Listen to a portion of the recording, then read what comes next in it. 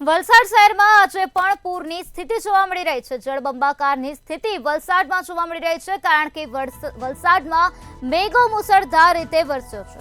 નદી કિનારાના કેટલાક વિસ્તારોમાં અત્યારે પાણી ભરાઈ ગયા છે। વરસાદનું જોર ઘટતા તંત્રને રાહત થઈ છે, તો ઔરંગામાં પાણીની સપાટી ફરીથી વધી ગઈ છે। પાણીની સપાટી વધતા લોકોના જીવ અત્યારે અદ્ધર થઈ ગયા છે। વલસાડ જિલ્લા વહીવટી તંત્ર અત્યારે એલર્ટ મોડ પર છે। દિવસ માટે રેડ એલર્ટ જાહેર કરેલું છે। અત્યારની સ્થિતિની વાત કરીએ તો ભૈરવી ખાતે પાણીનું લેવલ 5.75 મીટર છે, એટલે સેફર ઝોનમાં છે। એવી રીતે દમણગંગામાં પણ ઇનફ્લો 55,000 જેટલો છે અને આઉટફ્લો 38,000 જેટલો છે।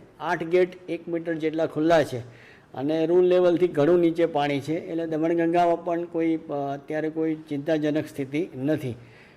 ગઈકાલે જિલ્લામાં એવરેજ 8 ઇંચ વરસાદ પડ્યો અને ફોર્ચ્યુનેટલી બપોર પછી લગભગ વરસાદ ઓછો હતો, એટલે શહેરી વિસ્તારોમાંથી બધે જે પાણી ભરાયા હતા એ પાણી ઓસરવા માંડ્યા હતા। આજે પણ સમગ્ર જિલ્લામાં એવરેજ 1 ઇંચથી હજુ સુધી વધારે વરસાદ પડેલો નથી, એટલે વધારે પાણી ભરાવાના કોઈ પ્રશ્નો છે નહીં હાલમાં। ગઈકાલની સ્થિતિ આપણે જે શહેરના બે નીચાણવાળા વિસ્તારો છે, કાશ્મીરનગર અને બરુડિયાવાડ, અને